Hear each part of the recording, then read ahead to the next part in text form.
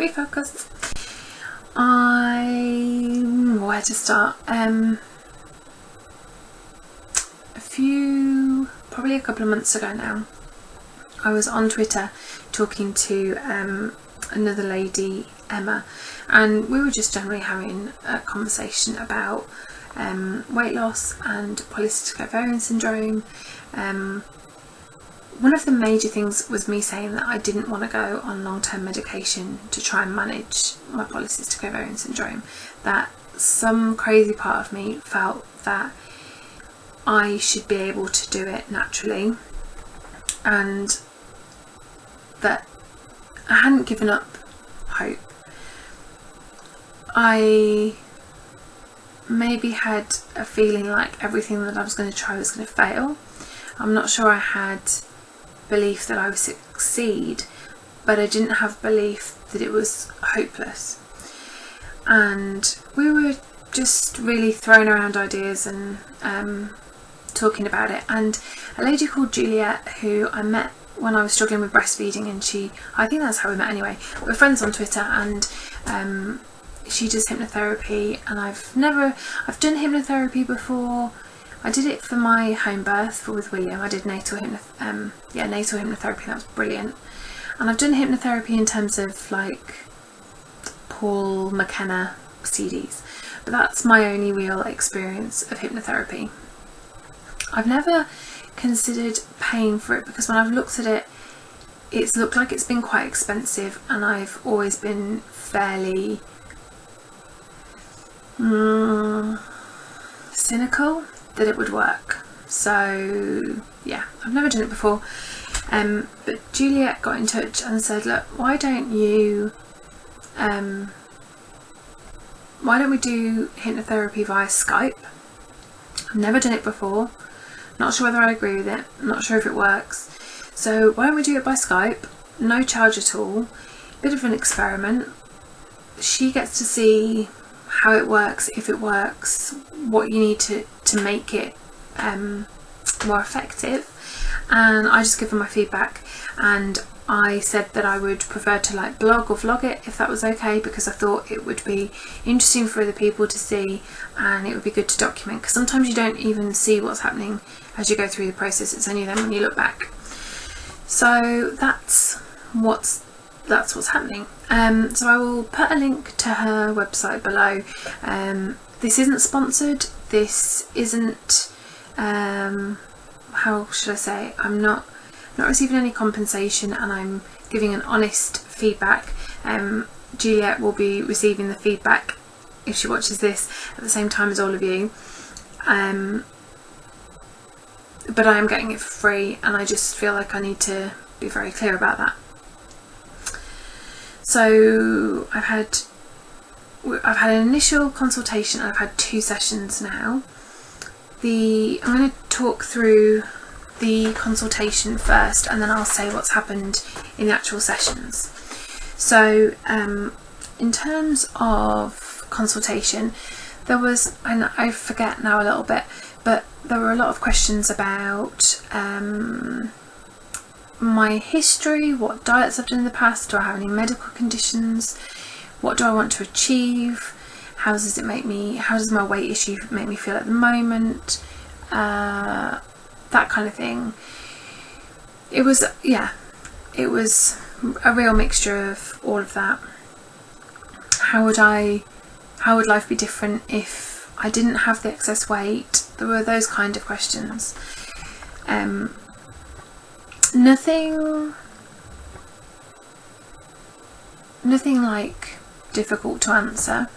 Most of it, I didn't need the questions in advance, I just answered them as we went. And I'm trying to think if there was anything particularly surprising. Not really. Sorry, my throat's tightening up. So that was the initial consultation, and Juliet explained that the way that she works is that she does like regression, and you go back to childhood and work through any memories that just randomly come up, and work through them and keep going through until they're all processed and see if anything comes up that's linked to food, and then she would do some like hypnotic suggestions about how I approach food and weight loss and exercise and things like that. So that's how Juliet works. To admit, my experience for hypnotherapy for weight loss before was Paul McKenna telling me that I would stop eating before I was full, and it was just all hypnotic suggestions. I've never known of anything that would go back to childhood and work through memories, and that made me feel like maybe this was going to be a bit different. It made me feel more maybe more open to it, and slightly more as if maybe it would make a big difference, and it could potentially be really quite interesting to see the process work. So my first session, I suppose I should give you some background. Now, I'm not going to go into all of it because obviously it's very personal, but the brother after I'm one of 4 children, and the brother after me is severely disabled, and when I was 9 he went to live in permanent foster care, and obviously that was it's all I've ever known, so to me it's normal, but obviously for most people that is not a normal course of events. And Thomas had some issues with chewing food and swallowing food and stuff like that when he was younger, and what has been interesting is how that has come up in the conversations. Another thing is that I mean my mum is not a big lady at all, she's not very tall, and she's really quite petite, but she's been on and off diets quite a lot through her lifetime, and so and like most families we were encouraged to clear our plates, you know, if you don't finish your dinner then you don't get dessert, things like that. So that's another reason why I thought it'd be quite interesting to see how my childhood memories come up and how that's all processed. There was another thing. So one of the key things that came up in my first session wasn't really anything to do with all of that, but it actually was a memory from playgroup, and it was around a friend not being there and me hoping that she'd be there the next time, and being told that no, she wouldn't be able to come anymore. And literally it's an odd experience, hypnotherapy, because it's like you can hear yourself but you are a little bit separate from yourself. So it's not like you obviously are answering the questions and you're fully aware the whole time, but you do feel like a bit distanced from yourself. But the emotional, like, I felt like I had a vice around my neck with the emotion when I got told that my friend wouldn't be able to come anymore. And so the lady gave me a biscuit, and I was told I wasn't allowed to tell anyone else. It was a treat, and it was, you know, to make things better. And then it went on, and it was really interesting talking to my mum, because it turns out that a friend from playgroup had died from meningitis, and she doesn't think that we were ever explained what had happened. I guess she just wasn't there anymore. And so that was quite interesting, and it was interesting about this whole idea of secretive eating and emotional eating. And then there were some other things that came up, and one was around playing dress up, and how the princess dress wasn't something for me, it was something for the other girls, and it wasn't the kind of thing that I got to play with. And that was quite interesting, with this idea that a lot of the time I do well for a couple of weeks and I start getting compliments about how I'm looking better and blah blah blah, and then I stop, like it just all falls apart. And it's almost like I self-sabotage myself, and as if success and being healthy and slim and looking good and feeling good, it's as if there is something in my head that says that that isn't for me, that is something that happens to other people. And so it was really interesting, and I had already said that in my initial consultation to Juliet, so it was really interesting that this idea of the princess dress came up.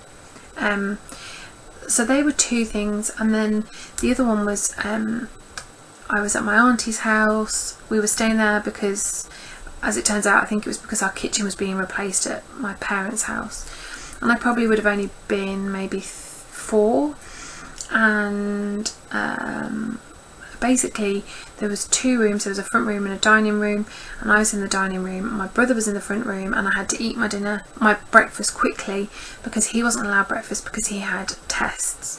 And Thomas did have a lot when he was younger, but it was interesting, this idea of there was tension in the house and I could feel it, but I didn't know exactly what it was all about, and I had to eat quickly. And eating quickly, emotionally, not really savouring food, not listening to hunger or full cues, all that kind of thing, are real issues for me. So that was really interesting. So that's my experience of hypnotherapy so far. Juliet did a really powerful exercise with me yesterday, but I'm still processing that, so I'll talk about that more next week. I still need to think more about how that works, but it was really interesting, and I want to practice doing that myself, just to see if there is a difference doing it myself in a relaxed state versus under hypnosis. Whew. So I feel like I've just spoken really quickly at you. If you have any questions about the hypnotherapy, if you've done hypnotherapy for weight loss and have any experiences to share, I'd be really interested to hear about them. And again, any questions, I can either direct them to Juliet, or sorry, I just flicked a pen lid at myself, or as I go through I can answer them if I feel able, if I'm able to help. That is it. I'm hoping this week will be better. And when I say better, I mean I hope that I listen to my body more, I listen to my hunger cues. I've got a food diary. Ooh. I'm meant to be doing a food diary for Juliet and I keep forgetting.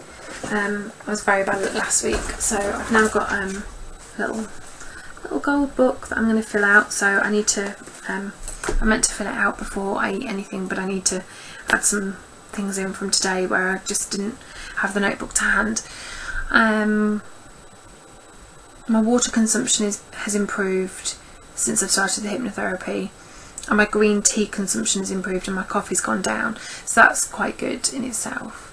But yeah, I'm rambling now. I'm conscious of the time, so I'm gonna finish it here.